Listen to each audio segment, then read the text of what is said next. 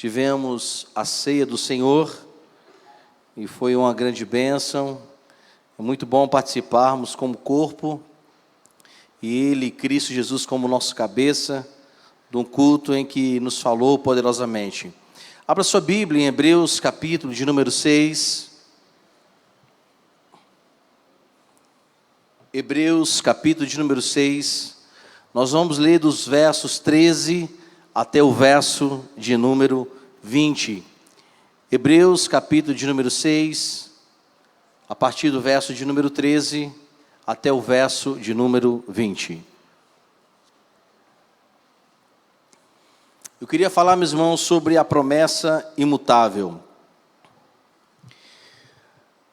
Pois quando Deus fez a promessa a Abraão, visto que não tinha ninguém superior por quem jurar, jurou por si mesmo, dizendo: certamente eu os abençoarei e multiplicarei os seus descendentes. E assim, depois de esperar com paciência, Abraão obteve a promessa. Porque as pessoas juram pelo que lhes é superior, e o juramento, servindo de garantia, põe fim a toda discussão. Por isso Deus, quando quis mostrar com mais clareza aos herdeiros da promessa que o seu propósito era imutável, confirmou-o com um juramento. Ele fez isso para que, mediante duas coisas imutáveis, nas quais é impossível que Deus minta, nós, que já corremos para o refúgio, tenhamos forte alento, para tomar posse da esperança que nos foi proposta. Temos essa esperança por âncora da alma, segura e firme, e que entra no santuário que fica atrás do véu, onde Jesus, como precursor, entrou por nós, tendo se tornado sumo sacerdote para sempre, segundo a ordem de Melquisedeque. Que o Senhor nos abençoe e aplique sobre nós a sua palavra, e eu agradeço ao pastor Moisés por ter orado por mim. Meus amados, o texto de Hebreus, capítulo de número 6, eles vão mostrar sobre justamente isso, a promessa imutável de Deus. É evidente que no início desse capítulo, a palavra do Senhor vai nos mostrar sobre a imaturidade de alguns judeus convertidos a Cristo, que de uma certa forma, alguns deles, como nós mencionamos uma mensagem anterior, quiseram voltar para algo, meus irmãos, que já tinha sido vencido, podemos dizer assim, no Antigo Testamento, mas que fazia menção àquilo que de fato era o centro de todas as coisas e continua sendo o centro, que é Jesus Cristo. Então, no capítulo número 6, os primeiros versos, ele vai dar continuidade ao capítulo de número 5, nos finais, falando sobre como nós devemos ser cristãos maduros e a maneira como nós devemos proceder na nossa vida diária. No capítulo de número 6, nessa primeira sessão, o autor dos Hebreus também vai nos falar que alguns, experimentando a graça do Senhor, alguns que tiveram uma experiência até mesmo de serem visitados pelo Espírito Santo, largaram, abandonaram, se apostataram da fé, preferindo então fazer outras coisas do que experimentar, ou melhor dizendo, continuar experimentando essa graça poderosa do nosso Senhor Jesus Cristo por intermédio do Espírito Santo. Por isso que no verso de número 5 fala como eles puderam provar da palavra de Deus, como é que eles puderam experimentar e agora não querem mais nada do Espírito, não querem mais nada da palavra. Na verdade, eles abandonaram tudo aquilo que era Deus para satisfazerem talvez os desejos pessoais de cada um deles. E essa realidade é uma realidade nos dias de hoje. Muitas pessoas abandonando a sua fé, abandonando a palavra do Senhor, abandonando as Escrituras Sagradas, e talvez promovendo em seu coração tudo aquilo que não se chama Deus. Depois dele falar, ele retorna a palavra àqueles que permanecem firmes. Por isso, meus irmãos, nós vamos perceber que no continuar do autor aqui, da fala do autor, ele vai falar que devemos de fato desejar as promessas de Deus. E aonde justamente ele chega nessa segunda sessão, se assim podemos chamar, de Hebreus capítulo de número 6, que vai justamente falar sobre essa promessa que Deus tinha feito. E ele coloca aqui um personagem muito conhecido de todos nós, que é justamente Abraão, que é considerado o pai da fé, o nosso pai da fé, o homem que foi chamado por Deus, saiu da sua terra, da sua parentela, preferiu ouvir a voz de Deus, preferiu obedecer à voz de Deus, do que até mesmo perguntá-lo para onde iria, para onde ele estabeleceria a sua vida, mas ele ouve e sai sem perguntar nada para Deus, como está escrito em Gênesis capítulo de número 12. E é justamente aqui que o autor aos Hebreus, ele quer afirmar que a promessa que Deus fez a Abraão, ele continua cumprindo, muito mais do que uma promessa terrena, da descendência de Abraão, Isaque, Jacó, os nossos patriarcas, depois José, e assim vai, de estabelecer justamente no coração o desejo de serem uma grande nação e entrarem na terra que foi muito bem explicada hoje de manhã, Apocalipse capítulo número 21, sobre este lugar tão desejável, que é o lugar celestial, a igreja perfeita, a igreja plena de Jesus Cristo, com um dia que Ele voltará, e ali estaremos glorificados e exaltando o nome dEle. Então aqui o autor dos Hebreus, ele vai justamente falar sobre essa esperança, dessa promessa. Ele vai dizer que essa promessa, meus irmãos, é tão viva e tão poderosa, que ele coloca que o próprio Deus coloca ele como juramento, como a chancela, dizendo: eu prometi, então eu vou cumprir até o final. Ele vai colocar, meus irmãos, que a promessa que ele fez a Abraão não poderia ser mudado por circunstâncias, não poderia ser mudado por causa das épocas, não poderia ser mudado por causa das nações, não poderia ser mudado por nada. Olha só que o próprio Deus fala em Gênesis capítulo de número 22, versos 16 e 17, quando Isaque estava pronto para ser imolado, e por ele ser justamente esse pai da fé, um homem de fé, o Senhor, quando olha o coração de Abraão e percebe que Abraão também não estava negociando a sua fé com Deus, mesmo que o seu filho fosse colocado à prova de morte, Abraão mesmo assim manteve o seu coração fiel a Deus. E Deus diz a Abraão: eu jurei por mim mesmo, assim diz o Senhor, porquanto fizesse isto, e não negastes o teu único filho, que deveras te abençoarei, e certamente multiplicarei a tua descendência, como as estrelas dos céus, e como a areia na praia do mar. Interessante que essa promessa, por várias vezes, o próprio Deus repete a Abraão, em Gênesis capítulo 12, em Gênesis capítulo de número 13, em Gênesis capítulo de número 15 e em Gênesis capítulo de número 17. Deus, ele mantém a promessa que faria de Abraão uma nação e daria justamente à sua descendência a sua bênção. Então esse Deus poderoso, que quando fala, ele vai até o final, por várias vezes e razões, promete a Abraão ser ele um pai de uma grande nação. Pela ótica humana, Abraão estava impossibilitado, juntamente com a sua esposa Sara, de serem esses pais, que a partir deles seriam gerados descendências que louvariam e glorificariam o nome do Senhor, porque Abraão é chamado aos 75 anos de idade. Eita, 70 anos.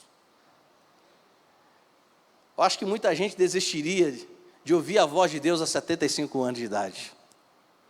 Se com 30 as pessoas estão desistindo, se com 20 os jovens não querem, imagine quando a pessoa chega aos 75 anos de idade.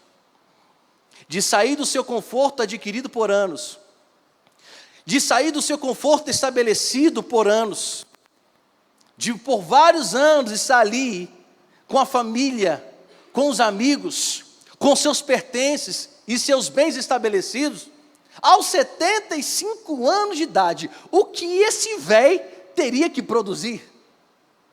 Na visão humana, na nossa visão da ótica humana, é impossível um homem de 75 anos, juntamente com a sua esposa avançada de idade, receber uma promessa que praticamente parece ser uma promessa louca, uma promessa sem cabimento, uma promessa sem lógica, uma promessa que é justamente contra a esperança. Como é que um senhor de 75 anos de idade recebe a promessa?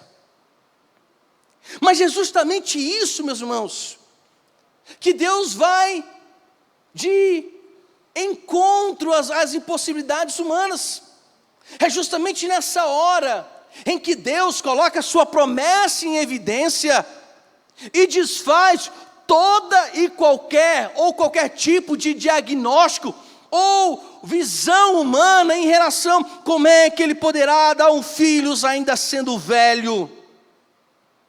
Mas não foi Deus quem prometeu, não foi o próprio Deus quem disse que a partir dele haveria de nascer grandes nações. A partir deste homem idoso, na ótica brasileira, principalmente nossa, ocidental, como é que ele poderia ser justamente o homem que carregaria a promessa de Deus na sua descendência? Mas justamente isso, meus irmãos, que Deus é poderoso, que quando Isaac nasce, ele começa a entender que a promessa de Deus é cumprida nesse exato momento. E uma pergunta que eu quero fazer a todos nós: o Senhor prometeu também a cada um de nós que Ele haveria de voltar e enviaria o seu Filho. Ele disse pela sua palavra várias promessas, e Ele disse que cumpriria todas elas. E a pergunta que eu faço: qual é a garantia que Deus dá em suas promessas? Qual era a garantia que Deus deu a Abraão? Em que Abraão poderia se assegurar? Em qual palavra Abraão poderia dizer: Senhor, o Senhor falou, o Senhor disse? Qual é essa segurança que o Senhor me dá, que eu serei pai de uma grande nação? A resposta está no verso de número 13. Pois quando Deus fez a promessa a Abraão, visto que não tinha ninguém superior por quem jurar, Deus jurou por quem? Por si mesmo. Nós, seres humanos, quando prometemos alguma coisa, sempre fazemos a promessa ou juramento a alguém que é maior do que nós. Usamos a palavra, juro por Deus. E alguns ainda assim, ainda colocam os pais como juramento: eu juro pela minha mãe morta. Como que se a mãe morta poderia refutar o que ele diz? Alguns falam: eu juro pelo meu pai, que ele deu, o Senhor pode partir ele no raio no meio, que não vai acontecer. Os homens às vezes tentam jurar. Observe bem, não há ninguém acima de Deus. Deus não olha para cima. Deus, ele não ergue a sua cabeça para o alto, porque não existe ninguém acima dele. Olha só o que Deus faz. Ele está dizendo: eu estou garantindo e jurando a mim mesmo. Deus está provando a si mesmo, dizendo a Abraão: você pode ser velho, você pode estar incapacitado, mas eu juro pela minha divindade, eu juro pela minha essência, eu juro pela minha pessoa. Então o Criador, o soberano, coloca a sua vida, a sua pessoa em xeque. No olhar humano, podemos dizer: Deus está sendo louco em se colocar como juramento. Mas é justamente isso, meus irmãos, que precisamos entender. Esse Deus que é poderoso, quando Ele disse: eu juro por mim mesmo, Ele está dizendo a Abraão: ninguém pode mudar o que eu disse, ninguém pode se interpor naquilo que eu falo, ninguém pode impedir a minha promessa. Eu falei, eu o garanto, então não há ninguém que possa mudar o que eu disse. Outra razão, meus irmãos, que é a garantia que Deus dá em suas promessas. Não apenas Ele jura por si mesmo, se coloca como a maior autoridade na face da terra, como a maior autoridade angelical, a maior autoridade do universo. Ele está dizendo: eu juro por mim mesmo. Eu estou garantindo a você, Abraão, que eu disse vai ser cumprido até o final. Eu estou dizendo para você, Abraão, que eu coloco minha mão no fogo por mim mesmo. Quem é que se coloca na mão no fogo aqui? Enganoso é o coração do homem. Mas Deus está dizendo: eu, Deus, Criador dos céus e da terra, o qual todos se curvam diante de mim, Ele está dizendo: eu juro por mim mesmo. Volto a relembrá-los o texto que nós lemos, o capítulo 22 de Gênesis, que Deus está dizendo que Ele jura por si mesmo. Ele se coloca como a evidência, como a chancela, como assim decretando: olha, eu falo, eu digo por mim mesmo que a promessa que eu disse a você será cumprida. Por quê? Porque no verso 18, ele coloca outra evidência da garantia da sua palavra. Olha só o que está escrito no verso de número 18. Ele diz o seguinte: Ele fez isso para que, mediante duas coisas imutáveis, nas quais é impossível que Deus minta. Segunda coisa, Ele está garantindo porque Ele não mente. No verso de número 14, nesse mesmo capítulo, o Senhor Jesus Cristo disse que Ele confessa, que Ele concorda, que Ele traz como certeza que haveria de abençoar a nação, os filhos de Abraão. Ele dá a garantia de que o que Ele disse a Abraão será cumprido porque Ele não mente. Se tem algo, meus irmãos, que não faz parte da natureza de Deus, é a mentira. Se tem um atributo, ou um adjetivo, ou apelido, que nós não devemos ou não podemos chamá-lo, é de mentiroso. Então a palavra de Deus é imutável, porque o seu atributo é imutável, ele é imutável, não tem como realmente desfazer o que Ele disse. É impossível que Deus minta. Interessante, meus irmãos, em Números, capítulo de número 23, verso 19, quando Balaão é levantado por Deus, usado para advertir Balaque, ele diz o seguinte: Balaque, Deus não é homem para que minta, nem filho do homem para que se arrependa. Porventura Ele diria e não faria, ou faria e não confirmaria? Então nós não podemos esquecer que Deus não pode ser chamado de mentiroso, que Deus Ele nem se arrepende, meus irmãos, porque Ele não tem erro, Ele nunca errou. Apesar que em Gênesis capítulo de número 6, a leitura que nós fazemos na tradução em português é que Deus se arrependeu de ter feito o homem, mas ali a ideia de arrependimento não é porque Ele errou, porque Ele se entristeceu de ter feito o homem, justamente, meus irmãos, pela iniquidade que nasce no coração do homem, e o homem vive em iniquidade. Em Deus não pode mentir. Agora, nós temos um inimigo chamado diabo, que esse mente, e é mentiroso. É esse, meus irmãos, que muitas vezes distorce a verdade. E em João capítulo de número 8, verso de número 44, que quando Jesus Cristo, meus irmãos, está ali falando a aqueles, mostrando quem é filho de Abraão e quem são filhos do diabo, Ele está dizendo que os filhos do diabo mentem, porque Satanás, ele mente, Ele é o pai da mentira. Não há verdade nele. Agora, esse Deus que é poderoso, imutável, esse Deus que é grandioso, quando ele diz, vou fazer, sai de baixo, meu irmão, ele vai fazer. Se Deus disse que há de julgar o mundo no grande tribunal branco, sai de baixo, ele vai julgar. Porque quando ele fala, ele cumpre. Quando ele diz, ninguém pode mudar o que ele disse.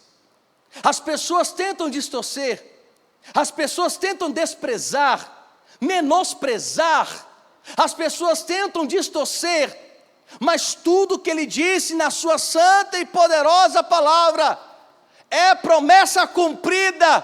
E como dizem os nossos amigos, os pentecostais, é batida no prego, ponta virada e assunto encerrado. Então a garantia de que Deus iria cumprir a promessa é dizer, eu não minto.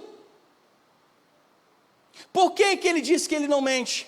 Os irmãos lembram que quando Abraão foi chamado, chega no Egito, aí está lá o imperador, Abraão com medo de morrer, não diz que Sara é sua esposa.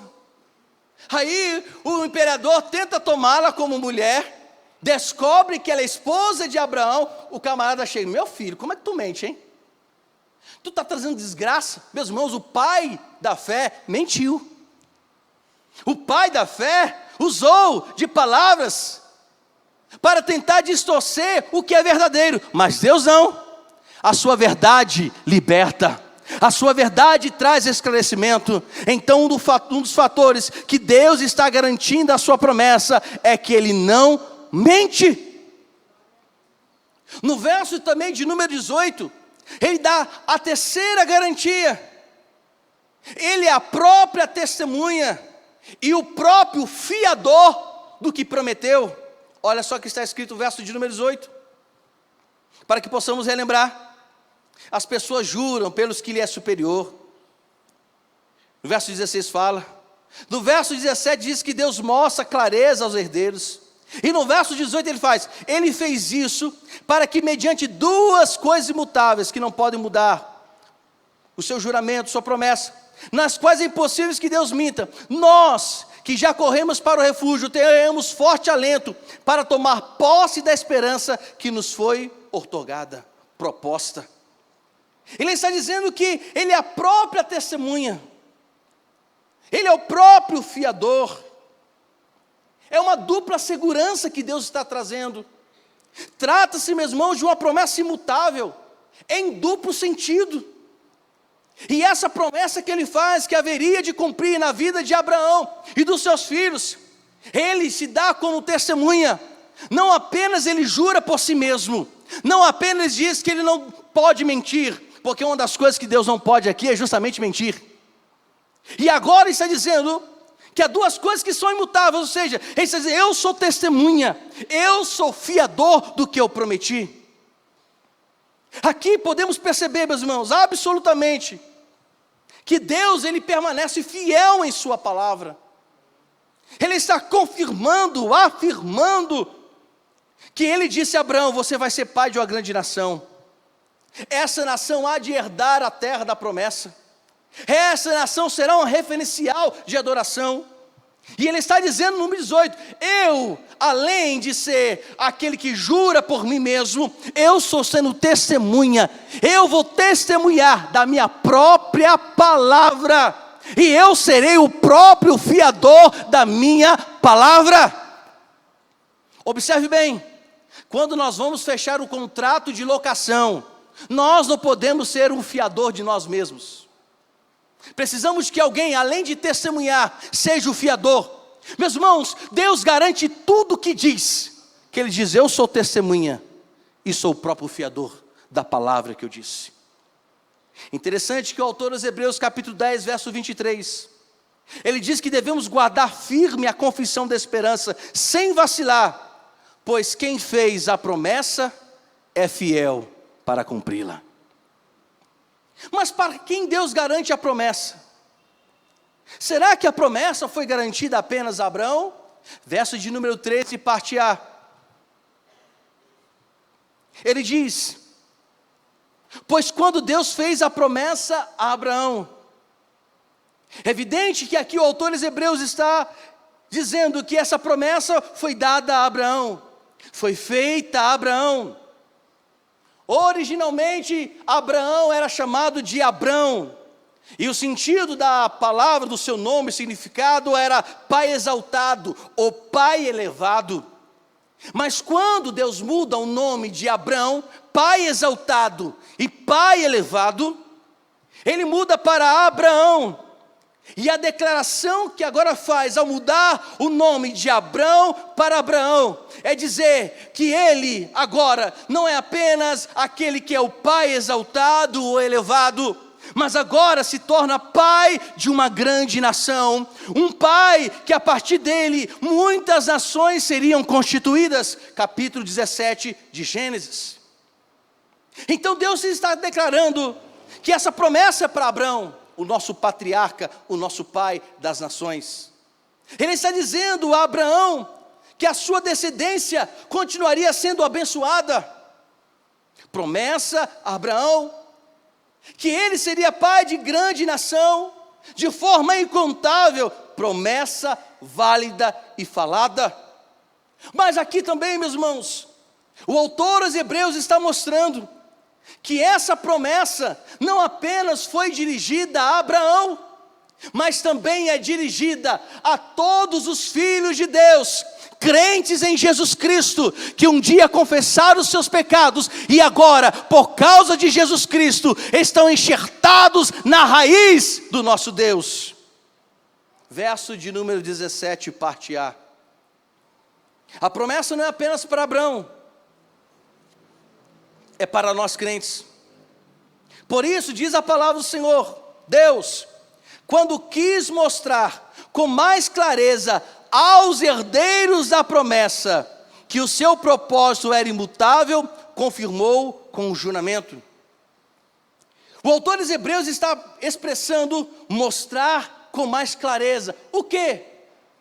O autor aqui, meus irmãos, está dizendo que essa promessa que ele deixou a Abraão, em que esses judeus que ele escreve, esses hebreus estão inseridos nessa promessa, mas também o autor mostra claro que nós, filhos de Deus, estamos inseridos nessa promessa, porque nós somos filhos também de Abraão. Efésios capítulo de número 1, verso de número 11, Paulo diz: em Cristo fomos também feitos herança, predestinados segundo o propósito daquele que faz todas as coisas conforme o conselho da sua vontade. Paulo está dizendo que em Cristo nós somos herdeiros, que em Cristo nós obtemos a herança celestial. Então o autor dos Hebreus está dizendo, não apenas Abraão recebeu a promessa, que a partir dele muitas nações surgiriam, a sua descendência seria fortalecida, com o propósito lá na frente, de entrarem na terra prometida.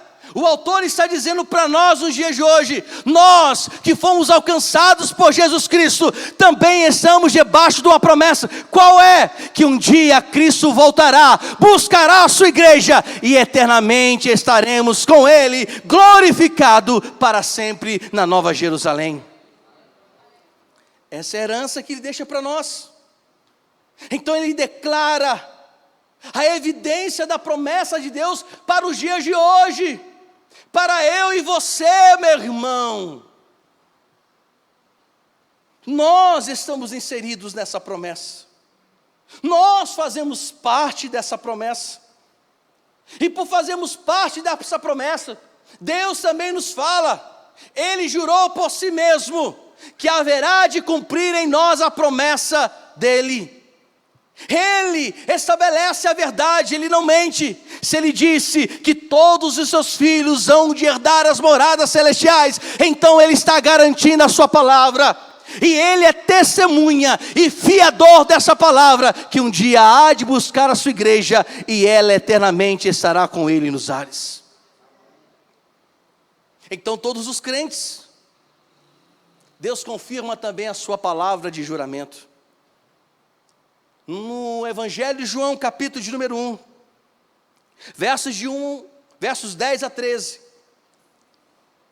o apóstolo João escreve o seguinte: o verbo estava no mundo, o mundo foi feito por meio dele, mas o mundo não o conheceu. Jesus veio para o que era seu. Quem eram os seus? Judeus. Mas os judeus não o receberam. Mas o que acontece aqui? Olha só, o apóstolo João colocando claramente: Jesus veio para os seus, para os descendentes físicos de Abraão, descendentes da linhagem de Abraão, de forma direta. Mas esses não quiseram receber Jesus. Ele continua dizendo o seguinte: mas, olha aqui que coisa linda, olha onde a gente entra aqui. Mas a todos quantos o receberam. Quantos aqui já receberam Jesus Cristo no coração? Digam glória a Deus. Confessaram Jesus Cristo como seu único e suficiente Salvador. Diga aleluia. Mas a todos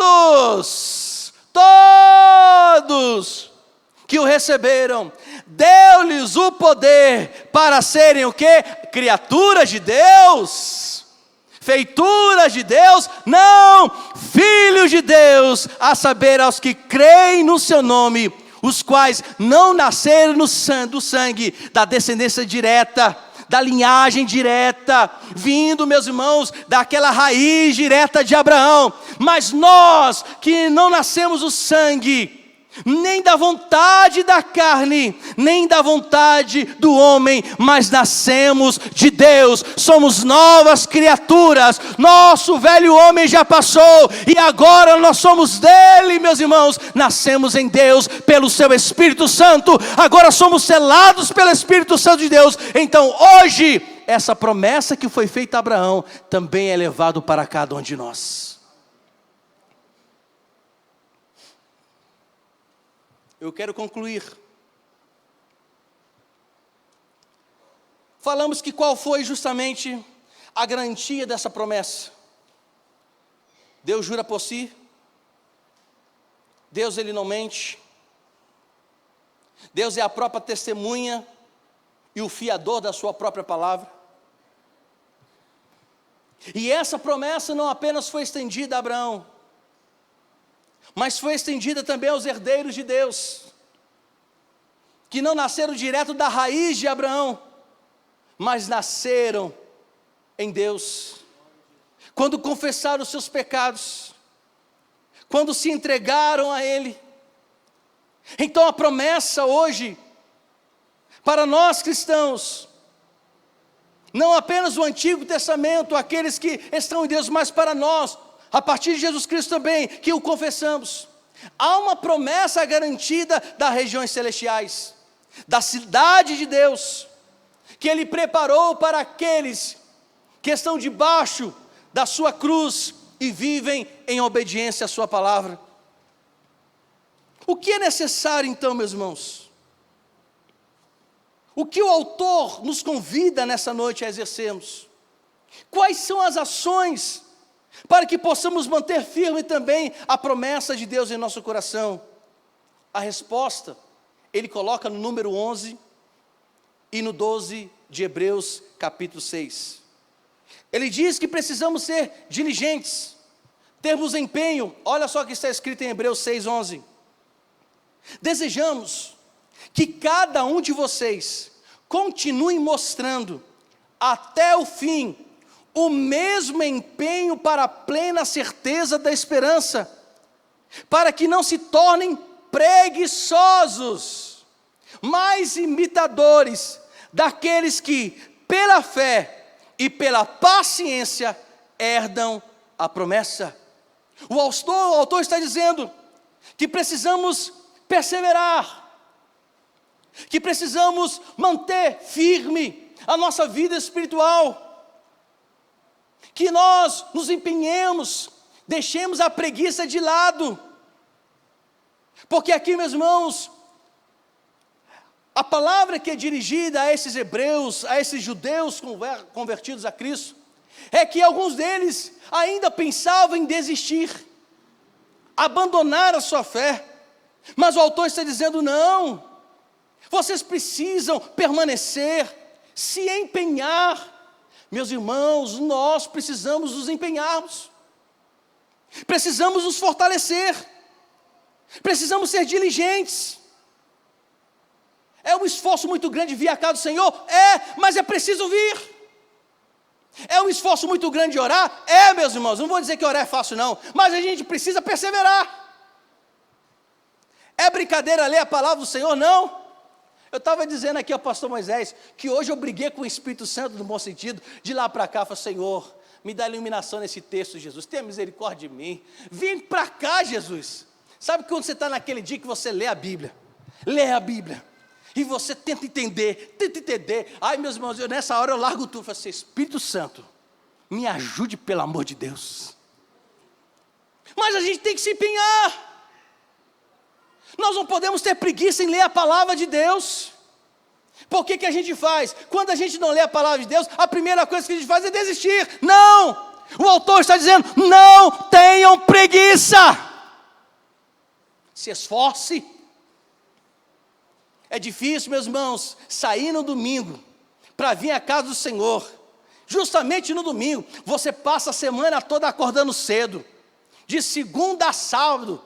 Acordando 6 horas da manhã, 5 horas da manhã, aí quando chega no domingo, aleluia, de manhã escola bíblica, o despertador está ali te avisando, acorda, e você olha para o despertador e fala, fica calado, ainda chama o relógio de alma cebosa, mas temos que nos empenhar. Abraão teve que se empenhar, e no momento mais difícil que ele é provado, ele precisou colocar todas as suas forças.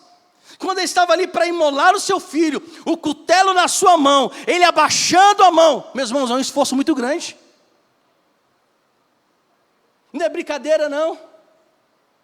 Mas quando nós somos cristãos, quando o Espírito Santo nos regenerou para Cristo e para o seu louvor, meus irmãos, nós mesmo tendo, aquela luta com a palavra de Deus, aquela briga espiritual, mas você não larga, você persiste, você vai lá e vai, porque o reino de Deus é ganho com esforço.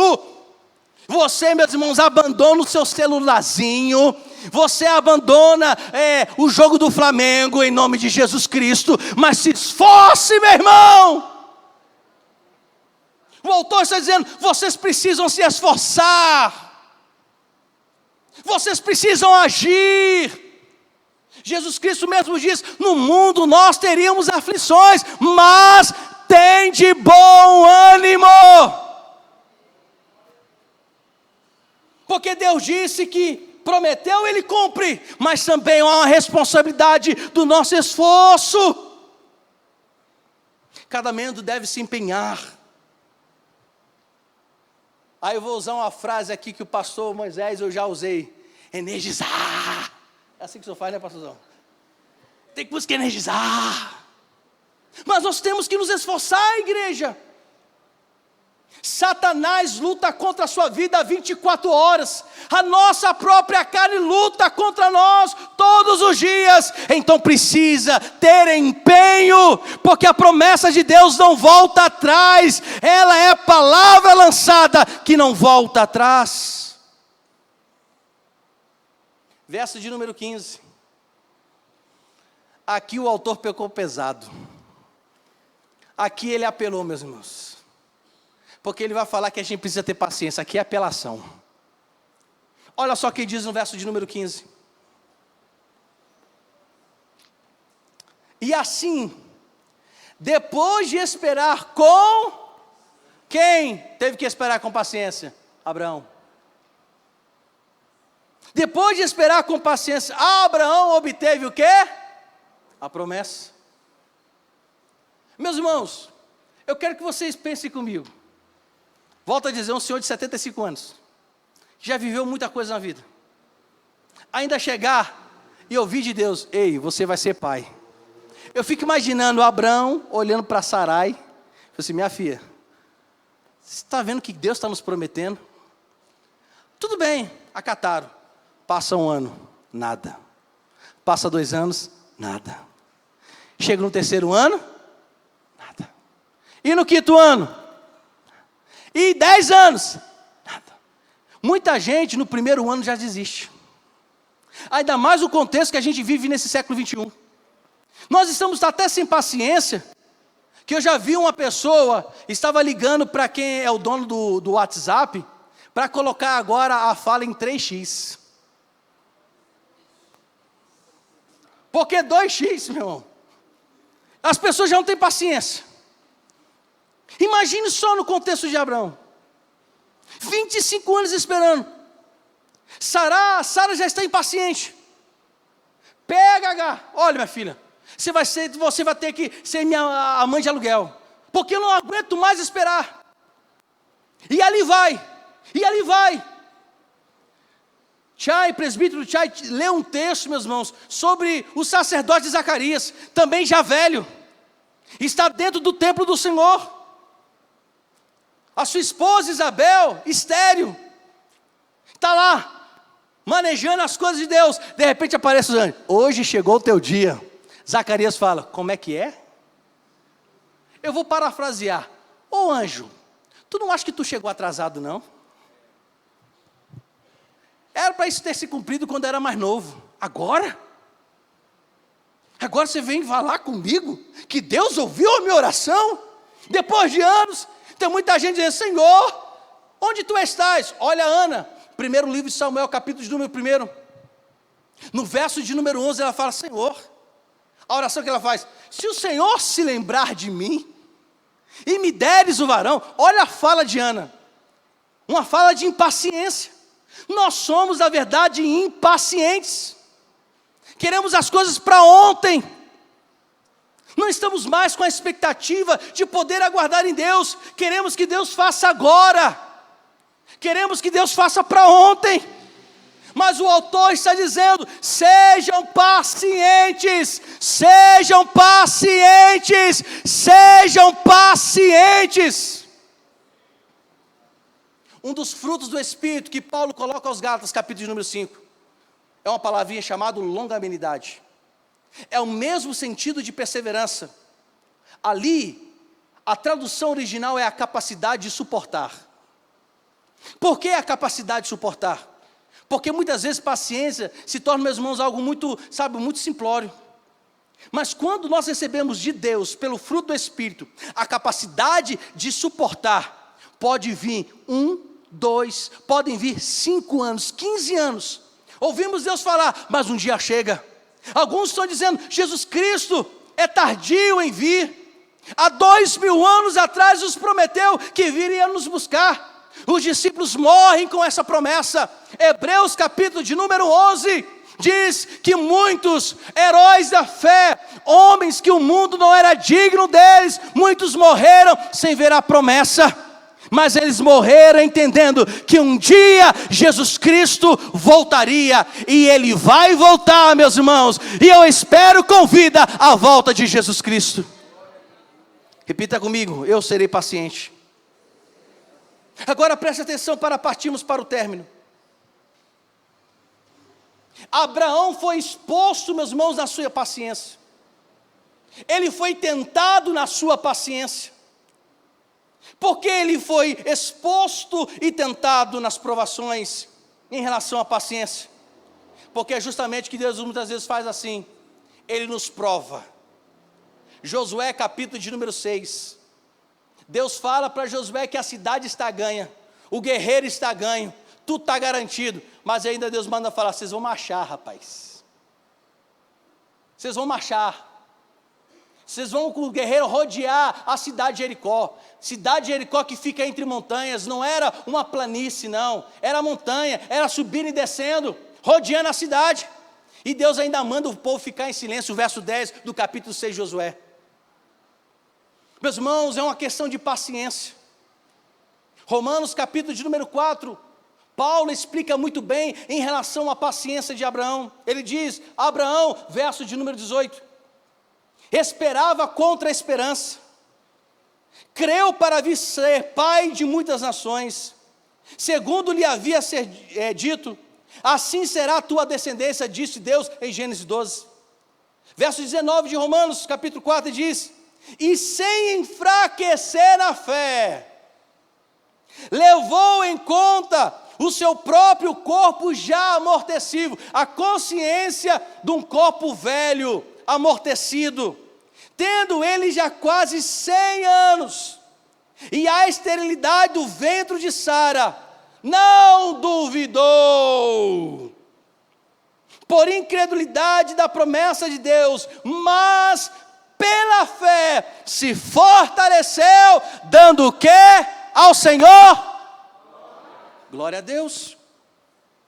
Estando plenamente convicto de que Deus era poderoso para cumprir o que havia prometido. Continuar crendo, meus irmãos, não é fácil, mas necessário. É necessário crermos nas promessas de Deus. E por fim, o que é necessário? Estar firmado na esperança. Vamos ver os últimos versos. Primeiro verso de número 11, a parte B do capítulo de número 6 de Hebreus. Está escrito assim: até o fim, o mesmo empenho para a plena certeza da esperança. O autor está dizendo que nós devemos justamente, meus irmãos, crer, nos empenharmos, temos a esperança, a certeza da esperança. Verso de número 18, parte B do capítulo 6 de Hebreus, vai dizer o seguinte: nós que já corremos para o refúgio, tenhamos forte alento para tomar posse da esperança que nos foi proposta. Verso de número 19, temos essa esperança por âncora da alma, segura e firme, e que entra no santuário que fica atrás do véu. O que o autor está dizendo? Que devemos ter essa certeza da esperança, que devemos ter a expectativa garantida nas promessas de Deus e no cumprimento de cada uma delas. Devemos, meus irmãos, ter esperança em nosso coração, que esse Deus que nos prometeu vai conosco até o final. O mesmo Jesus disse aos seus discípulos: eu estarei com vocês todos os dias. E se Ele disse que está todos os dias, quando a gente se assenta, quando a gente se levanta, quando a gente come, quando a gente sai, Ele está presente conosco por onde quer que nós andemos. John Owen, um pastor congregacional, nosso pastor, fazendo comentários sobre Hebreus, ele diz: a fé está ligada à promessa, a esperança está ligada à coisa prometida. A esperança é o fruto e o efeito da fé, pois é a atitude correta da alma em relação às coisas que se acreditam serem boas, ausentes, mas certas. Então, onde a nossa fé não traz esperança, deve-se temer que não seja genuína. E onde a nossa esperança excede a evidência ou garantia da nossa fé, é apenas presunção. O que John Owen está dizendo? Se a nossa fé, meus irmãos, ela parar, estagnar ou não mais existir, é porque a nossa esperança não era genuína. E Paulo, escrevendo aos Romanos, capítulo de número 5, verso de número 5, diz que a esperança que é derramada pelo Espírito Santo, ela não gera em nosso coração transtorno, decepção. A esperança que vem do alto nos mantém seguros. E é por isso que no verso de número 19, o autor aos Hebreus, no capítulo 6, vai dizer que precisamos ter esperança firme como se fosse uma âncora. O que é uma âncora? Uma peça de ferro que foi forjada para destinar, ou melhor dizendo, para reter um grande navio. E o autor está dizendo que a nossa fé é comparada a uma âncora. A nossa alma precisa de fato esperar em Deus, na sua promessa e na sua palavra.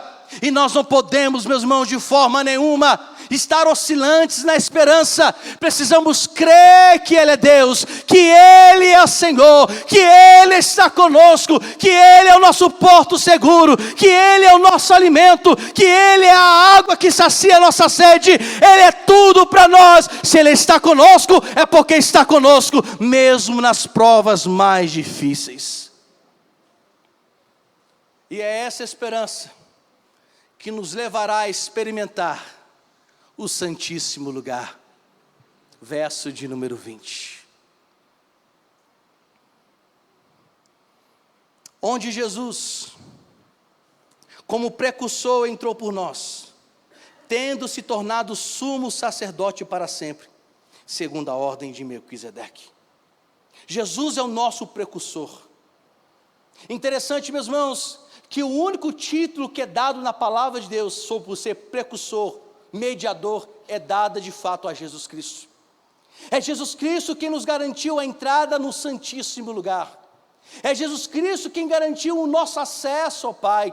Ele mesmo disse: eu sou o caminho, eu sou a verdade, eu sou a vida. Ninguém vem ao Pai a não ser por mim. Jesus, meus irmãos, é a esperança. Jesus é o nosso porto seguro. E a nossa esperança de fato precisa estar nele. Ele prometeu e prometeu, e tem cumprido. Por isso, meus irmãos, não se esmoreça, não desanime, mantenha-se firme em Deus e nas suas promessas.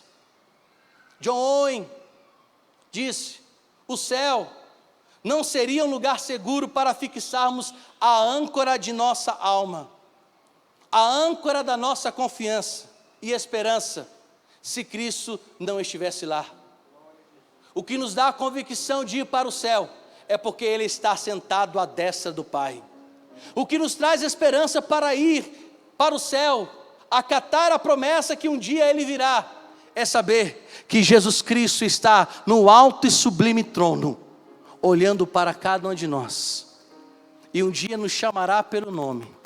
Vai chamar a irmã Maria, vai chamar a Andréia, vai chamar Vinícius, vai chamar Carol, vai chamar Juliana, vai chamar Josias, vai chamar Esas, vai chamar Luiz, vai chamar Moisés, vai chamar Tchaikovsky. Tá nome bonito. Ele nos chamará pelo nome. Então o autor Hebreu está dizendo: mantenha a sua firme convicção na promessa de Jesus Cristo, que Ele disse que iria buscar a sua igreja.